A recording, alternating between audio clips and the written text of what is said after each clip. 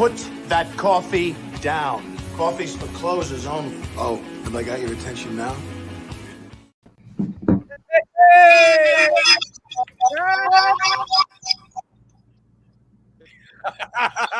Gavin's I can't. Can everyone? Welcome back, Coffee with Closers. Today we have a special guest, Chris Craddock. Chris, welcome to the show, my man. How are you, dude? I'm excited to be here with you boys, man. This is so fun. You guys are all buds of mine, people that I love regardless. And the fact that all four of us get to be on this together, how fun is that? Come on. It's awesome. It's awesome. Very cool. Usually Don zoomed in really a lot. Today we zoomed out a little bit. Yeah. Trying to figure out that sweet spot for our buddy here. Well, it's a brand new studio for me, and we're still trying to figure out camera angles. And this is literally the first time I've used it. So I think what we were trying to do is get the background, obviously, because it's a cool back. And this is 85-inch TV behind me. No, that thing is massive, bro. Yeah. It's awesome looking. Yeah. Yeah. So, you need to just bring the camera closer, Don. I think that might solve it. Well, I'm gonna have my guy come in here and do that while we're doing this. So we're playing right now, guys. I get to play with technology. I got all my stuff here. So anyway, let's talk about the good stuff. Yeah, I love it though, awesome. Don. I think it's gonna be cool, man. I love new things. I love studios. I love that you got the TV in there with the interactive background. Very, very cool. Very cool. Let's all start with talking about real quick where we're at. I'm home. I'm here in my office in St. Louis. Sounds like Don is in a new office. Is it a new office? Well, yeah. I mean, we have a new office we moved into a couple months ago, and this is actually a studio we're building now. This is about 700 square feet of space where I'm in a podcast studio room here, and just outside the space, I have another large room that we're going to do like 4 different sets. So it's going to be, this is all for content. Dude, that is awesome. Gavin, every time I talk to you, you're in a different city, bro. Where are you at today? I'm in Michigan right now. You're in Michigan? I'm in the RV. I'm in the RV again. I'm back. So yeah, I'm here. I just actually hooked up my camera, so my quality's a little better. Dude, it's way better. Good. I mean, what's crazy, seeing as Don was talking about it, check this out. Look, this is my laptop. Look how dark it is. Oh, yeah. It's kind of crazy, huh? Like the camera's actually making it light. So yeah, but I'm good. I'm in Michigan, and it's been kind of a echo. It's been kind of a crazy few weeks. I mean, we were in Florida together. Me, you, and all of us, all Craddock 4 of us in Florida. Too, Craddock was there as too, yeah. So we had that. Then I went to Phoenix, and then got back here Sunday. So yeah, it's been a crazy week. And apologies, guys, if anyone was with us last week. I know our audio, and we were walking around hotels, but we didn't. We had a goal that we're not missing a coffee with closers. We're not missing, man. You got to be consistent. Made it happen. And that's such a good lesson for anybody watching, like, the newbies, right? Sometimes it takes people several months to do a deal, and that's normal, right? But the consistency is what sets aside those who do that first deal and do 2-3 deals a month and eventually scale up to 5, 10, 15 deals in a month. It's the consistency. And Gavin, I love it, man. I remember we were sitting there and we're like, man, we got, this is a big venue and the internet's not that great and it's crowded and we're tired because we were out drinking last night. Like, do we just skip? And we're like, no, we can't skip. Consistency. That's the name of the game. Absolutely. So I love it. Number so one in RP, he is in Michigan. Don's back. Look at that headshot. Handsome mofo over here. Chris, where are you at? Are you at home? Are you at the office? Where are you at today, buddy? Yeah, I actually just had a closing, and so it was running a little late. So I found a little office here at the title company. So I'm sitting here at the title company. Dude, and coffee with closers. This guy's closing deals. Literally. Right now, he's closing deals. Dude, that's awesome. Well, guys, let's give Chris a few minutes to give a quick intro on, who is Chris, all things Chris, for any of the listeners and the viewers. Chris, this is growing. Usually we have, anywhere between 30 and 50 people that come watch live, and then obviously it's recorded, and there's these videos that they can see elsewhere, and the numbers are starting to climb right now. So, dude, welcome to the show. Tell us a little bit about Chris Craddock, man. The man, the myth, the legend. Yeah, well, like I said at the beginning, I'm so thankful to be here with you guys. You guys are all just great guys, people that I'm so honored to be able to call friends. And yeah, actually, David, looking forward to in a couple weeks flying jets with you, like literally flying jets in Tampa. I cannot believe that. Yeah, I'm not gonna lie, I bottled it. I could be there, but I just can't. Like, I hate flying, period. And then the thought of like people saying that the G-force and all that, and you feel sick, and I'm like, no, this is not for me. But you guys are gonna have a lot of fun. I'll tell you what, Top Gun's one of my favorite movies, and Top Gun 2 is coming out this year, so got to do it now. But about myself, so here's a little bit about myself is I graduated college in 2000, went on staff with an organization called Young Life. I loved Young Life, changed my life, thought it was awesome. After about 3 years, my wife got pregnant, and with Young Life, I mean, I was making like $20,000 a year in the DC area. So, I mean, it was, we were making it happen, but it was a little rough. And so I went to the library, checked out every book on investing, Rich Dad, Poor Dad, like every other book they had at the local library, and just went out and started knocking on doors of distressed properties. I mean, I didn't even know what to do, like literally, except here's people that were distressed. And it's so funny. I kind of quasi JV'd that turned into a partnership on my first couple deals because I literally found somebody that said he wanted to sell. And then I'm like, well, what do I do now? And so I didn't have any contracts. The internet wasn't there. I couldn't look stuff up. So I just found a real estate agent that I partnered with, honestly, which was kind of crazy. And then made 12 times what I made in a year in the next 4 months. And so that was great. And I used that money to continue doing ministry stuff. And I guess it was 2011. I have 6 kids, which I don't know. It took me forever to. I know it took me forever to figure out what caused it, but now I can keep that from happening. So,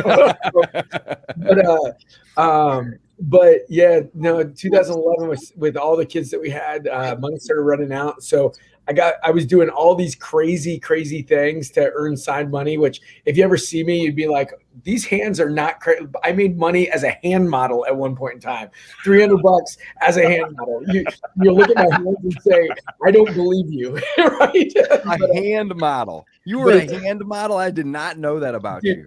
I was doing all these side, it's like Zoolander, only like I don't have the face for it, but apparently I had the hand for it, right? So, I was doing all these side things. Like one of my buddies owned a carpet business, so like whenever basements would flood, I'd like rip out carpet for them.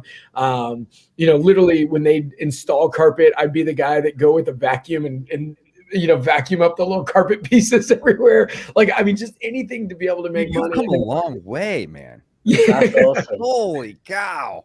I mean, but I love this. I want to keep talking about these little things for a minute, man, because we all start somewhere, right? We don't jump in making 7 figures out the gate. We got to hustle. We got to earn it, right? And in the beginning, you didn't know, certain things that you do today, and you were doing odd jobs like hand modeling and vacuuming. I love it, dude. That's awesome. I didn't know that either. That is great. Dude, Gavin, you could be modeling with that new camera, by the way. It's crystal clear, bro. You look great. It is. I appreciate it. Which angle do you like? Beard modeling gigs, man. No, I'm like Chris. I should be a hand model.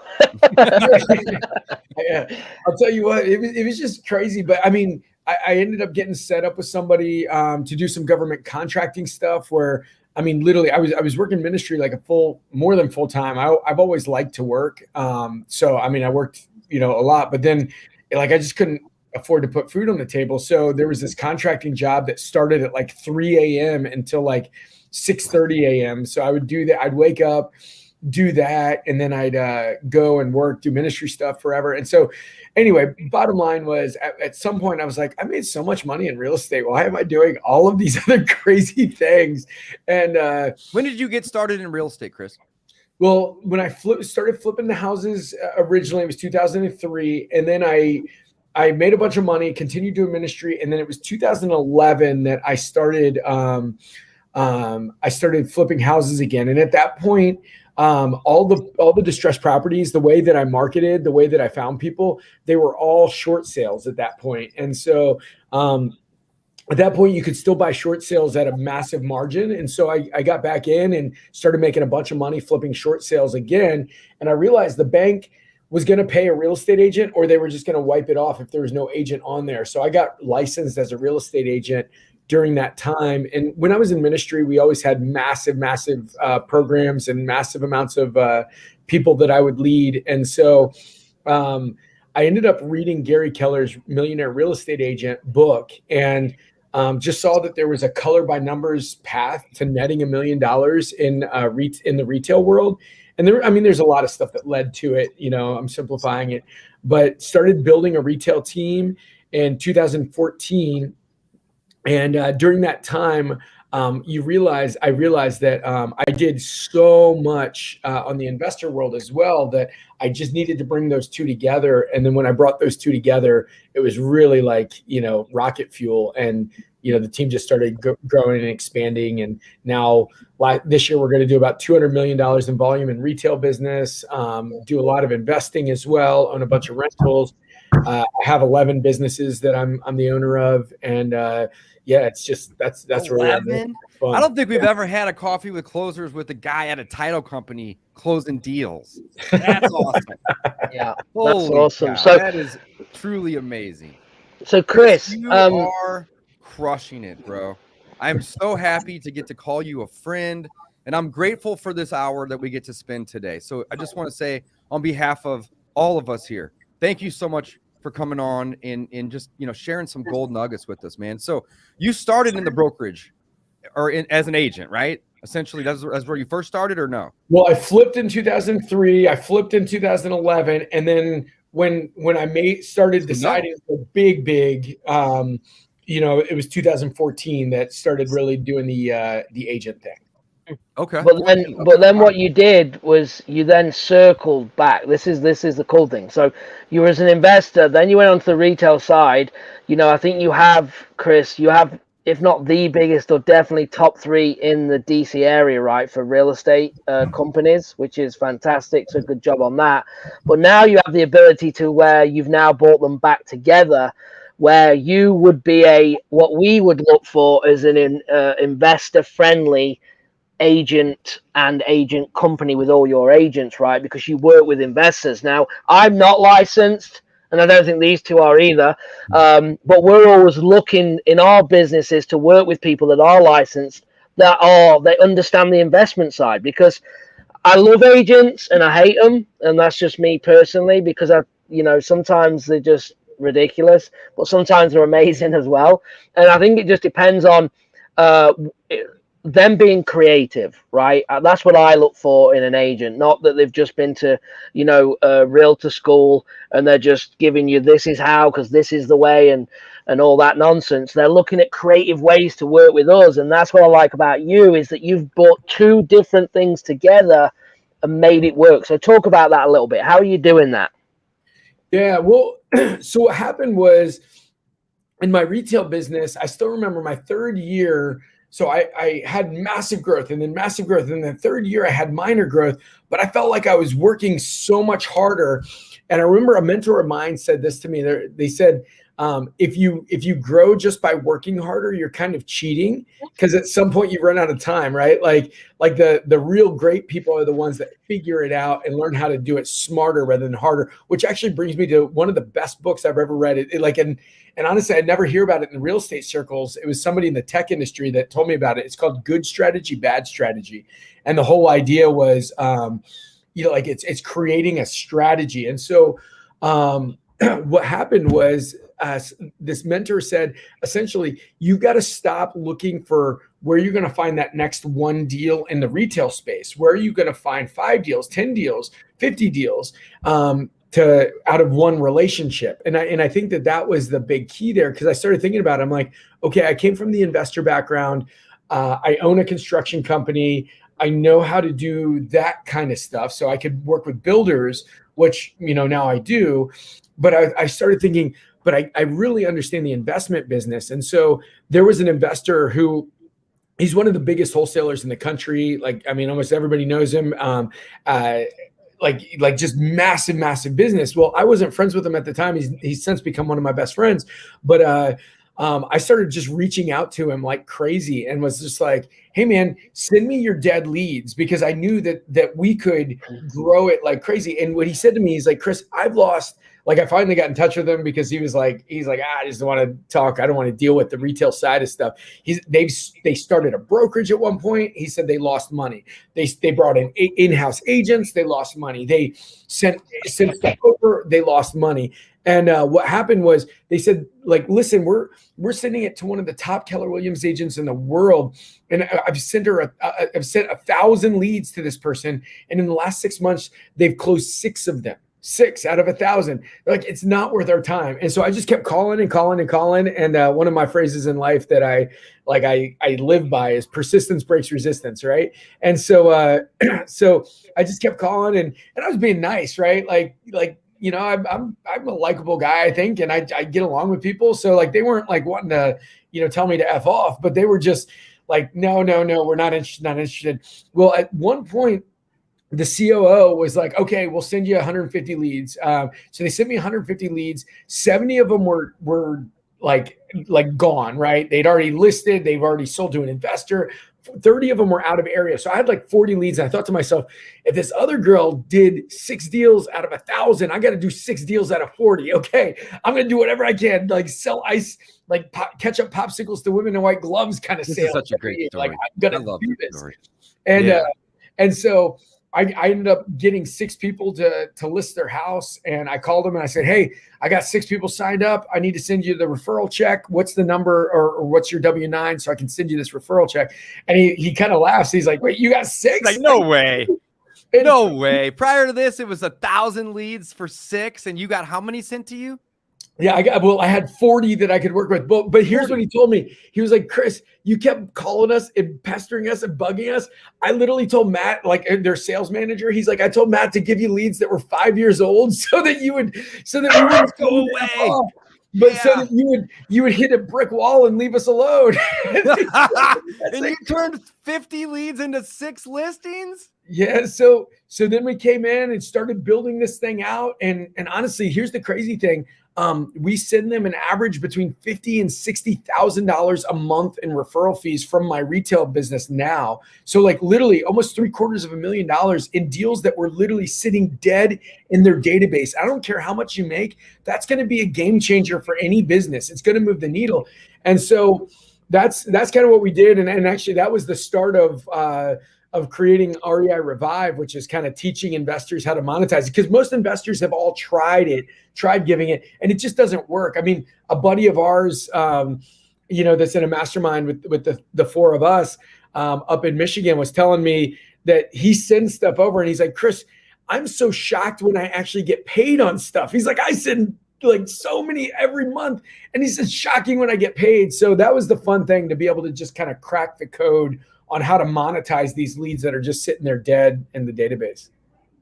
Dude, I love it. That's awesome. Let's take a step back for 1 second. So we had a question a second ago here, and it says, it was from Matt Smith. He says, what kind of business do you own, and what's the sort and best business? So I want to build on that though. Chris, you said you owned 11 businesses. This is a public challenge. This is live, bro. Can you name all 11 of them? All right. So I will say this. This is something I can. But I want to say this. So Gary Keller said this. Gary Keller said you can have as many businesses as you want as long as somebody else's face is on each of those businesses that's responsible for it.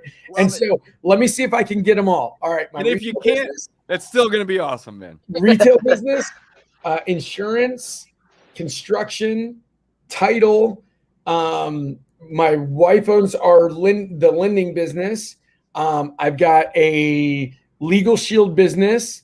I've got a fix and flip business. I've got a coaching business. I've got a rental portfolio. I've got my EXP downline. Oh, no. And I know I have another one and I can't remember. That's all right. You'll come to. Dude, 10 out of 11 is massive. Guys, he has 11 streams of income. right? We've all heard this before, right? The average millionaire has what, 5, 6, 7 streams of income. There's no reason you have to stop at 5, 6, 7, right? Get to 11. I'm sure Chris. Oh, hard money. Now, Hard money. I do have hard money 12 or lending. 13. Hard money lending. That's hard money lending. lending. He's got all 11 of them. All right, Holy there we cow. go. Hey, I want to point out something. Look at all of them, at least 5 or 6, all serve each other. Right? Yes. That's the unique thing that you all need to pay attention. He has one that can list. He has the construction to do the work, the title company to close. He has the lender to lend the money. So all of these are serving each other. So he's making money on each one rather than giving it to somebody else. Man, I love it, right? It's, what do they call that? Vertically integrated? Yeah. I'm not that smart. I heard let's roll with it. It sounded good. Okay.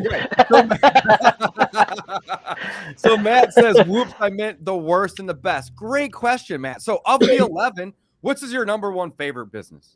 Oh, my favorite. Well, I mean, the retail business is my baby because, and that's where I make the most money. The lending that my wife is building out is probably the fastest and the easiest to scale. I'll tell you, the hardest one is my insurance business. We're building a book. That's the only one where cash on cash, I'm not blowing it out of the water, right? Like I put in 50 grand that we have a book. I could sell the business for about 400,000 right now, but I could not. But I literally have not been cash flowing from that business. But my business coach made me do a breakdown of where I get the most return on my time invested. So you get ROI, return on investment. What is your ROTI, return on time invested? And my construction company is. I own only 15% of the construction company, but the construction company is the best ROTI because literally my retail business, everybody is needing like big things done. So with it, we don't do small jobs on that. We only do like kitchens, bathrooms, because you get like a 50% margin on that stuff. What's that? You don't do anything small, and I love it. I absolutely love it. Okay, so this is a tough question, Chris, because all these businesses are paying you, so it's hard to say this is my least favorite. But what is the least favorite, right? And that could be like, you're committing a lot of time for a small amount of return, or maybe it's just a pain or a hassle. Or do you not have a least favorite? Just curious. Well, I mean, it's like saying which one of your kids is your ugliest? That's my hard thing to answer because it's like I love them all. So yeah, maybe you don't have an answer. That's fine too. Yeah. I mean, I'll say the one that's been the hardest for me to stomach. There you go. Better way to word that. Is my insurance company. It's a difficult business. It's like a house that has a lot of equity that's not cash flowing, right? Got it. That's what that's like for me right now. I could sell it it's worth a lot. I could sell it for a lot, but it doesn't cash flow. Sure. No, that's a great answer. That is an awesome answer. Okay, so Matt's got great questions today. He's firing them off. I'm going to keep them rolling. So guys, if you're listening, if you're watching, hit that like button, subscribe, and ask questions. This is what this is all about, right? You guys ask the questions. We're going to bring these in. Audience interaction is really what it's all about. So are they all outsourced? Or I'm going to add to that, are some outsourced more than others? I mean, what kind of time commitment does it take for you to run 11 businesses a week? That's a fabulous question. I enjoy working. Like I like working probably too much. So that's one of the things where I don't need to spend nearly the amount of time that I spend, but I like doing it. It's funny. My dad and my brother used to always put together puzzles as a kid. And I hated puzzles. I thought it was so terrible. But like just a few years ago, I came to the realization, like building a business it's essentially kind of spatial recognition, putting together puzzles, like always solving problems in your mind. And I ended up boiling down like my genius zone to like 4 things. And one of them is like that problem solving. And so I really, really love that. And now I forgot what the question was because I said something on a tangent. What was it? Remind me the question. I'm sorry. No, don't. Yeah, you're good. Don't be, man. We're just chatting. Remind me the question again. Remind me the question again, because I ran off on a tangent. Well, I think we were talking about which ones you like the least, but then we reworded it to really being like, which business is, maybe the most challenging, or, so on and so forth. And you answered it already. You got a lot of equity in it. It doesn't necessarily cash flow a lot. But here's the thing, guys.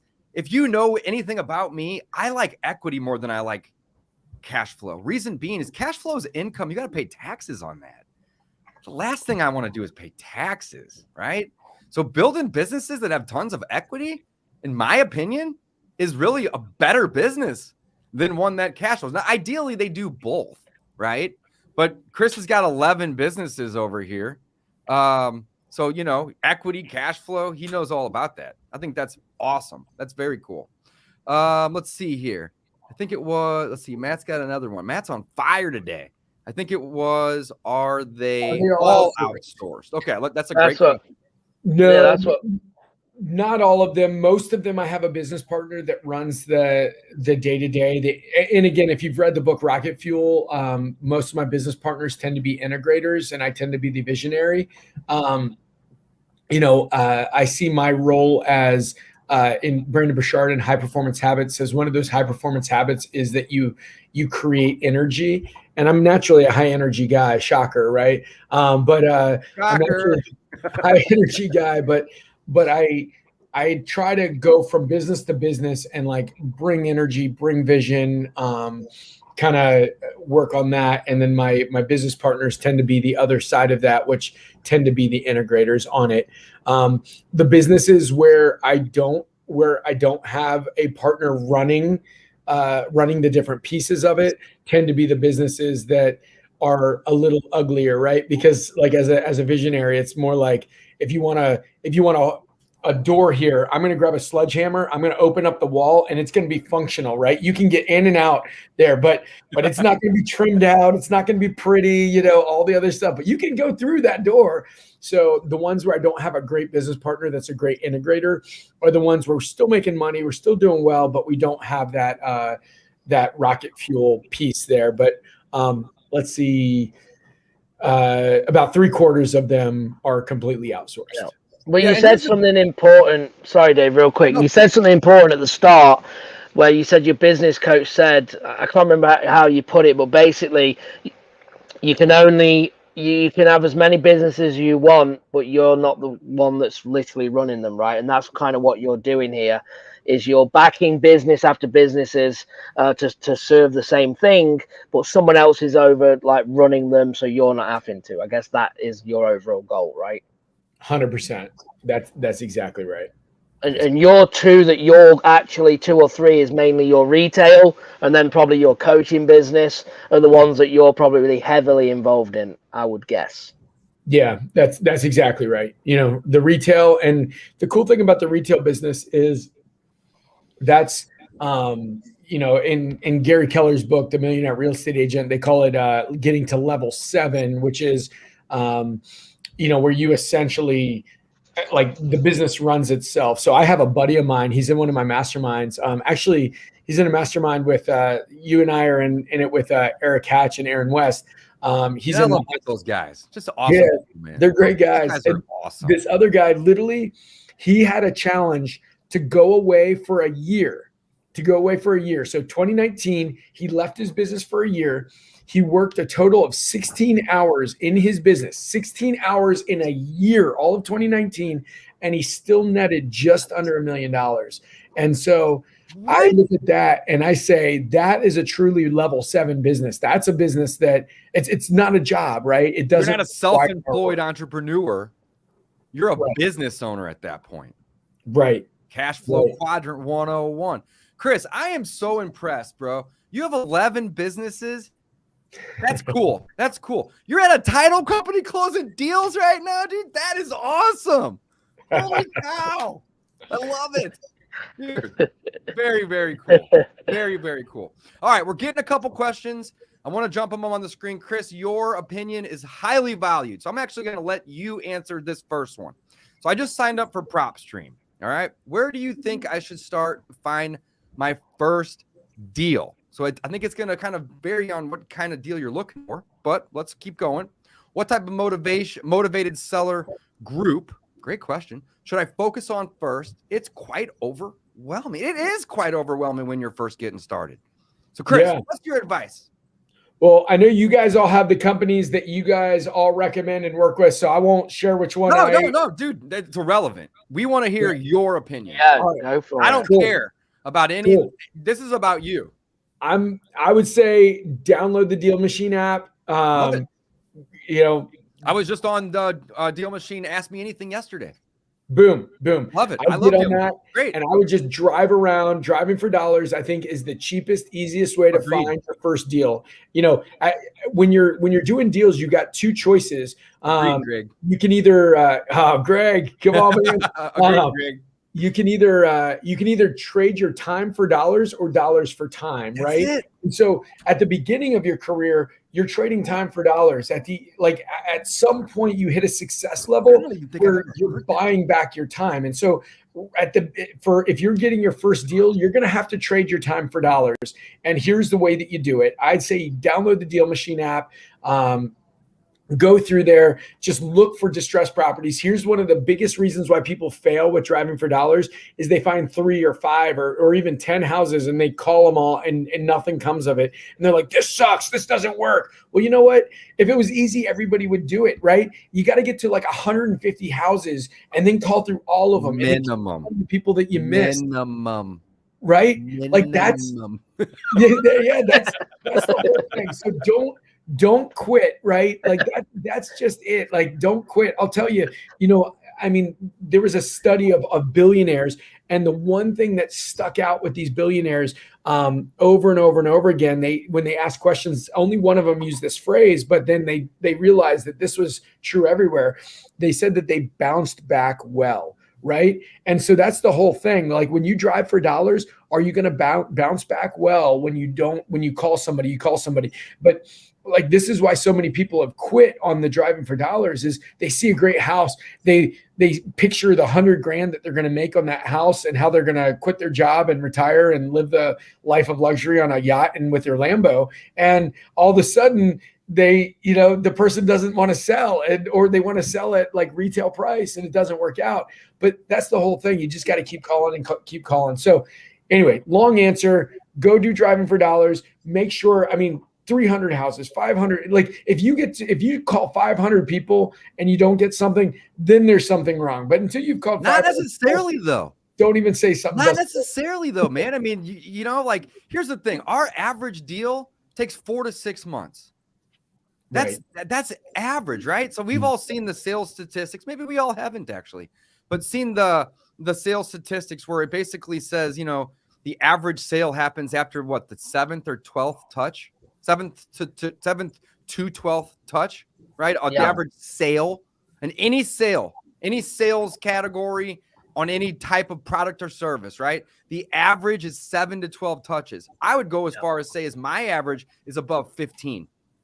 Right? Can a deal come in today and you get a contract on it tonight and have a buyer sign tomorrow morning and close it next Tuesday? Of course you can. But guys, those are the rare deals. That's the one in, 500 or whatnot, right? Maybe not that much, but let's say 1 in 20, 1 in 30, right? Most deals, you have to nurture these leads. You got to get them in the system. You got to nurture them. But Chris, I agree 100%.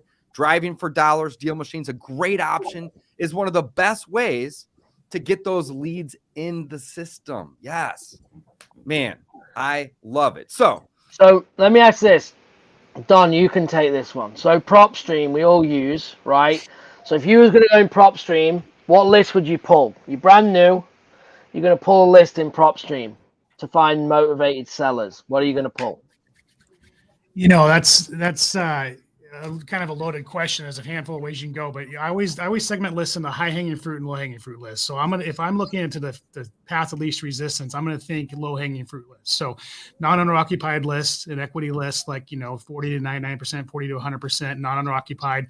They're more likely to want to sell and transfer the property to you and close versus I have to find a place and move out. So when you look at the list, you're trying to think in your market, what's going on. I avoid 100% equity in California because they don't usually have problems with the properties because we're a sunshine state. But if you're in the winter and it's snowing where you're at, then you might want to tackle 100% equity as your list, especially if you don't have a big budget, right? You might want to just pull 100% equity and tackle that because they may have issues with, the roof. They may have issues with pipes. They may have issues with things that are property related because they're weather related issues. So look at what's going on in your market in that moment and think what's going to drive a seller to want to sell right now. So the first thing I would do is I would start with non-owner occupied lists. And then I would look at what's driving that seller to want to sell right now in my market. And I would target that if my budget's limited. The unknown equity list is a really good list to go after as well. It's kind of a mix between non-owner occupied and owner occupied. But that one takes a little bit longer sometimes to get to the contract. So ultimately, at the end of the day, non-owner occupied is probably where I'd start. He said this is a very complex, loaded question, and then he answered it with non-owner occupied. Yes. So basically, I want to layer on like you got to really when you're thinking about lists, when you're thinking about like driving for dollars, what are you looking for? You're looking for motivation. And so when you're thinking about the list, it's not just like I wouldn't tackle 100% equity in California. I just don't, because I found that the brain damage of handling the calls and the money deployed in marketing and what I actually get in return doesn't line up for it to be worth it to me. I agree. But if it's wintertime and you're in St. Louis and you got freeze and snow and you have the whole thing you guys had last year where you had apartment buildings with pipes breaking and flooding, like that's the best time to tackle 100% equity. Dude, so agreed. Don't just think about what's going on in the market right then and there. It's going to drive a seller to want to just be done with that property and have it off their hands and have it owned by somebody else. And when you start to think that way about the list you're tackling, you're going to find a lot more success is the point I want to drive home. No, I love it. I think that's a great answer. I think as well, though, you've just got to, when you're new, though, you have to just make decisions, right? Because sometimes when you're new, you're not going to know these things. So I think, the absentee list with equity is definitely the way to go as well, because you're only in the first phase. You're just pulling the list. You've got to still have it skip trace. You still got to make your phone calls. You still got to lock contracts up. You still got to move. There's so many things that you still got to do. So you don't want to use too much when we talk about overwhelm. Overwhelm is a choice by taking on too much information, right? So I think Don has just answered it, and I'm backing him up. Absentee with equity, get it pulled, get call in, and then move down that cycle to getting your first contract. I love it. I think that's great. I love that. Here's another good question Matt's got. Where do you guys find an amazing integrator? So if you're not familiar with what that means, there's a great book, Rocket Fuel. I think it's kind of like part 2 of it. You had mentioned that earlier. But it's the EOS book. What's it called? I can't. Traction. So Traction talks about, building your business out. It's very similar to, what's the other one? E-Myth. E-Myth's a great book too. Very kind of similar in a way, but obviously have their differences. But the integrator is somebody that you bring into your business to actually take what you put up on the whiteboard and make it a reality. That's kind of how I how I look at it, right? I'm a visionary, but I also like to get dirty. I like to get my hands and feet wet and dirty and jump into these things, but I'm not very good at actually seeing them all the way through. And that's where having an integrator in my business helps. And I'm sure all these guys can agree. So back to the question, where do you find an amazing integrator? That's a great question. Chris, what do you got? Well, so can I take a page out of Don's playbook and say it's a complicated question and then get to the exact answer? Yes. Okay. Yes. Okay. Send those rounds. Go on. so here's the roundabout answer before I give the direct answer. The roundabout answer is this. One, read a lot of John Maxwell. You're never going to get great folks until you become great, because essentially if you're say a level 3 leader, you're only going to attract people that are level 2 and 1 leaders below you. So one of the things to get an amazing people in your organization, you have to be continuing to level up. And if you get something great in their organization, they're going to keep leveling up. And if you stop leveling up, they're going to graduate from your world and they're going to move on and you're going to lose them. And I've seen that happen with myself, where I just haven't grown fast enough to be with some people. And thankfully, like, it's interesting. I talked to my integrator now in one of my biggest businesses, and actually in a bunch of the groups he's part of with me. And he's just like, yeah, man, 5 years ago, he's like, if I was where I was today and you were where you were 5 years ago, I would have never gone in business with you. Right. But like the fact is, I've continued to leveled up so that like our world together continues to grow. Now, with that said, one of my favorite places to go to hire, I mean, obviously there's Indeed, but there's a company called Wise Hire that I really, really like. Actually, the owner of Wise Hire, if you've seen the disc profile that was created, he was the guy that created the disc profile originally. And so, yeah, Wise Hire is where I like to go. So there's my long answer and then my direct answer. Love it. And integrators, I just want to add, an integrator is a hard position to fill in your organization. That is truly a relationship that you need to be in line with as a visionary. I brought an integrator into my organization that I wasn't in line with, and it didn't work out really, really well. So it's something that I would just say it's the sexy thing to do. And a lot of people want to jump in, head first into these situations where they think they have to have a COO or integrator. But ultimately, at the end of the day, it's something that it takes time. It's usually somebody that you want to develop a relationship with or develop within your organization. From my point of view, I don't know if Chris, you want to challenge that or not, but I've just found that, bringing them in and making sure that they're in the right seat and then developing into your organization or growing them into your organization into that position is very important. I think Dave and I are dangerous in the fact that we are visionaries that can also implement. I like that. I think we're extremely dangerous. Don, it kind of like irks me to just be in that visionary role. Right. I'm in the middle, man. I agree. Right. So, and that can also be challenging when you're trying to bring an integrator in, because your job as a visionary is to come up with the ideas, and the integrator's job is to figure out how to make your ideas reality. And that's as simple as it can be. And if that is not in tune in some way, if your integrator is challenging you or not wanting to implement what you want to implement, it causes friction with your organization. It causes culture issues. So it's really important to be in line and in tune. And I've had a hard time bringing somebody from outside my organization and right into an integrator role. It's a relationship for me that's had to been developed. So I don't know if Chris, you want to challenge that, you want to add to that, but. Well, I would say there's a couple pieces there. One of my best buds, he actually just sold a satellite company for $1 gazillion. And he would always joke about his relationship with the integrator at his company. He said that he would start talking about things, and before they're done with the meeting, he would have his whole list of the ways that they're going to get stuff going. And Joe would be like, whoa, we were just talking. He's already like out the door with it. But then the other side too was Bill, the integrator, would always joke. He'd say, listen, guys, nothing's impossible for the person that doesn't have to implement it. Right. Right.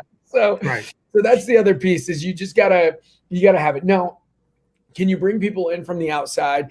I think that's a much harder thing than the homegrown piece.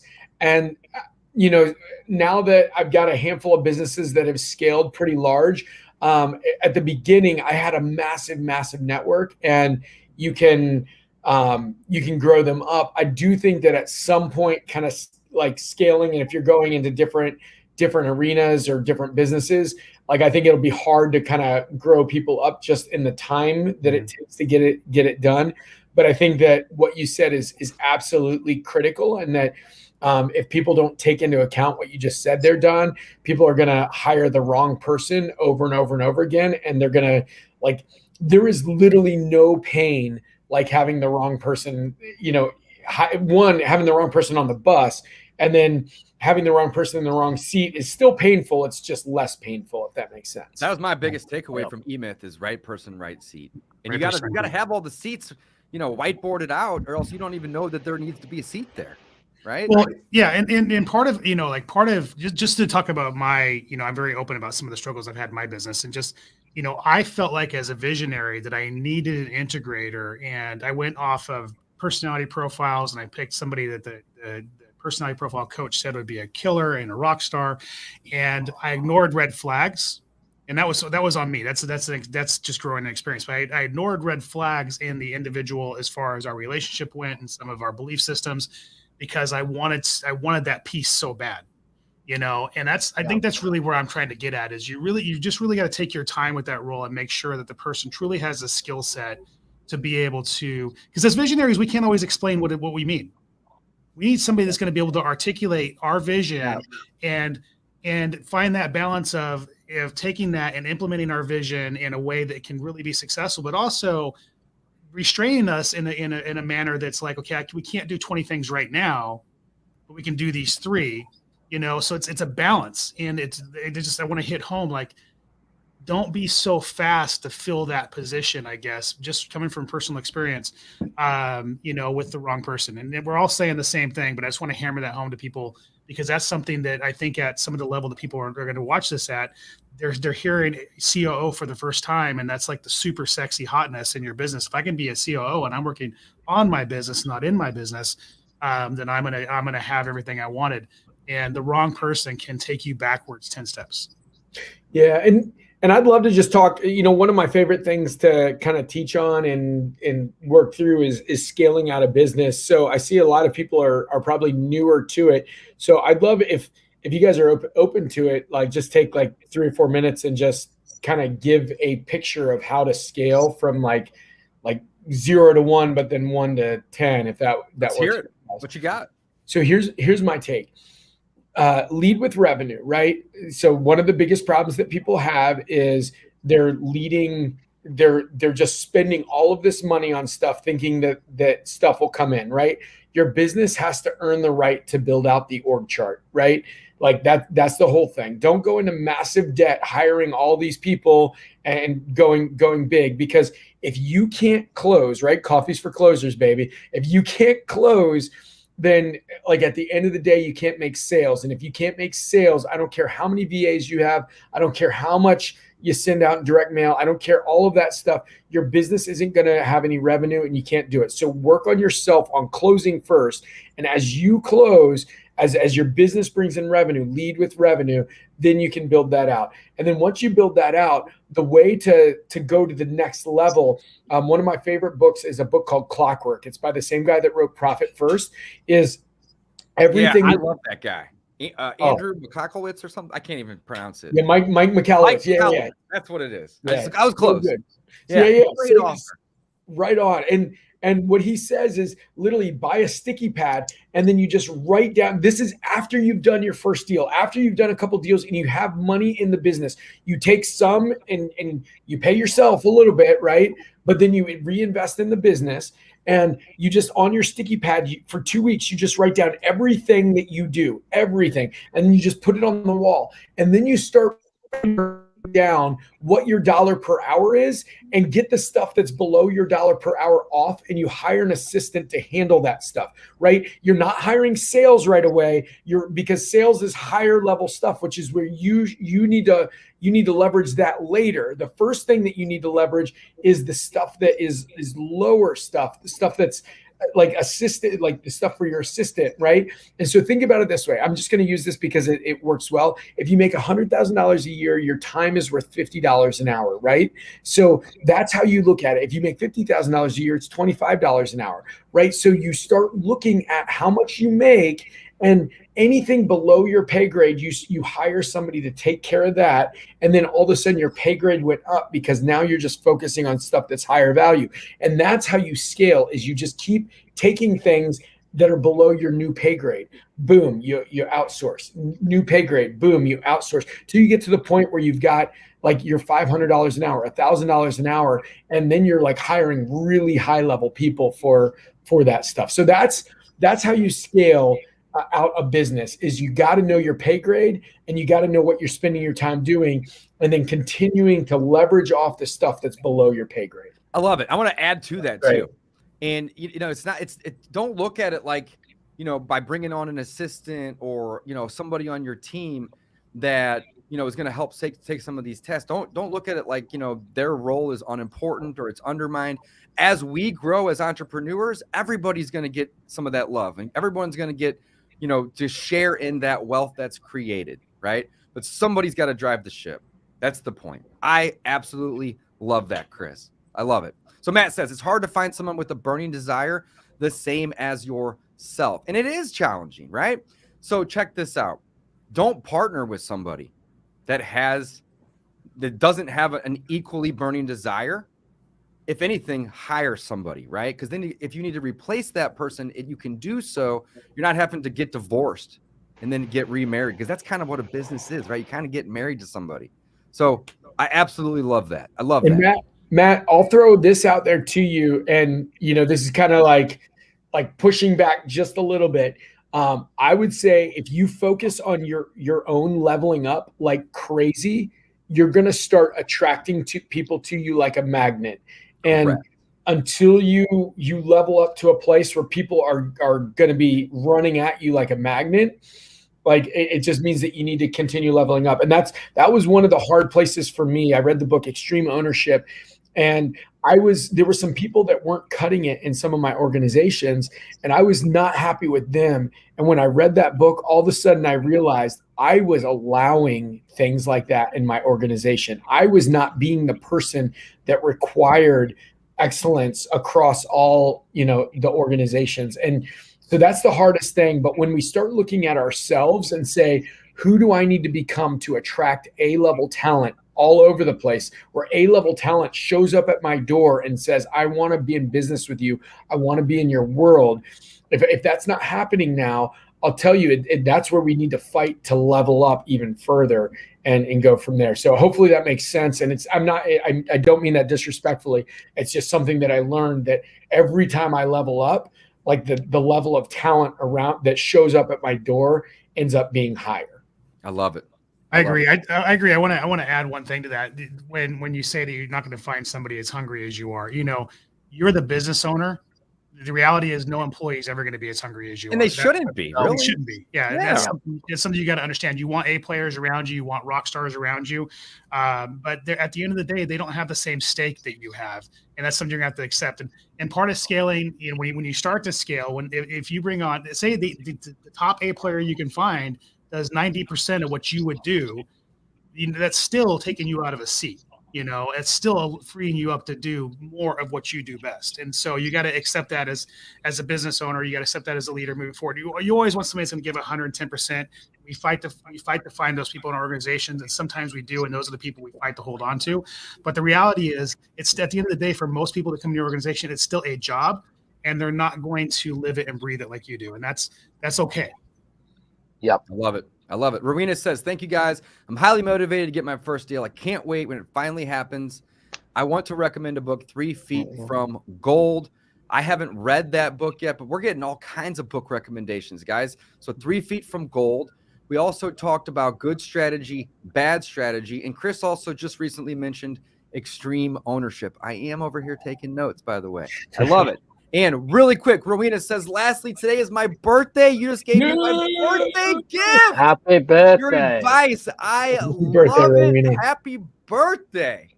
That is awesome. Very, very cool. Very cool. Well, guys, we got a few more minutes before we wrap up. If you have any questions for Chris, now is the time. I do want to respect his time, so I don't want to go too late. But let's say we have maybe 3 to 5 more minutes here. So if you have questions, now is the time. Do not forget to like and subscribe. If you are watching right now, hit that like button. I don't care if you're on Facebook or YouTube, and subscribe so you guys can get notifications when we go live. We do these shows every single week. And last week we almost missed, but we did it. We are going to be consistent with you guys, because that's really what it comes down to. So circling back here to Rowena, she says, I can't wait when it finally happens. It's going to happen. It will. Just don't stop. Consistency is the secret. You want to know the secret to success? It's consistency. It's that easy. Chris has 11 businesses. Do you think if he had a bad day with one of these and just said, oh, I'm done, that today sucked, that he would still have 11? No, you plowed through that. Consistency is the secret to success. So keep marketing, Rowena. Keep making offers. And lastly, don't stop following up. Be consistent. I absolutely love that. We got one more question here real quick. Hey, here's one thing I'll throw out to everybody. So many people were so kind with me. At some point, I'll probably have to stop doing this, but at least for now, on my Instagram @CrowdRock, if anybody has any questions or whatever, I've said that me, not somebody on my staff, that I'll answer anything, or anybody just wants to connect, whatever. I'm willing to answer anything. If you send me a DM on Instagram, it's CRADDROCK, old high school cheesy nickname, not my last name, that somehow is stuck on my Instagram. What is your IG handle? I'm going to make a comment here for everybody. At Cradrock, CRADDROCK. CRADDROCK at Cradrock. Make a comment here. And then also, guys, don't forget, you can always go to chriscraddock.com as well. This is definitely a great place for some additional resources. We'll drop that in the comments here. Chris, we didn't even really have a whole lot of time, of course, but like, let's end on this. Matt's got a great question. How are you converting all these dead leads? That is such a great question. And that's really like your secret power. That's your superpower, right? Yeah. So this is my favorite thing. Advice that you would give the audience, how do you convert some of these? And they don't have to necessarily be dead leads, guys. They could be stagnant too. Yeah. Right? Yeah. So here's the thing. I think everybody I believe that every investor, and success leaves clues, every investor should either get licensed or get somebody in their organization licensed. The guys on here, the ones that are not licensed, they have somebody in their organization licensed, right? Or have a own a brokerage or whatever it is. Like, they have that going on. So I think that's one of the big keys. The second is you got to get an agent partner, and it's not just an agent that you send it to. It's a partner agent, right? Somebody that, like, their upside is going to totally dictate your upside, right? Just think about what happens if all of a sudden you had an extra $10,000 a month, $20,000 a month on leads that you were throwing away, $5,000 a month on leads that you were throwing away. So you got to find that agent, and that agent needs to be these things. And this is what they need to be. Anybody that you hire needs to be this: happy, hungry, humble, and smart, right? If you can get those people in your organization across the board, happy, like, you don't want pissed off people because they're just always going to be pissed off. Hungry, right? If the door's shut, somebody says no, they'll climb through the window and figure it out. Not in a creepy way that gets you arrested, but humble, like, bottom line is that people get confidence and humility mixed up. They live together. Confidence and humility live together. Humility means that you can learn from other people. Like, I look at these guys here.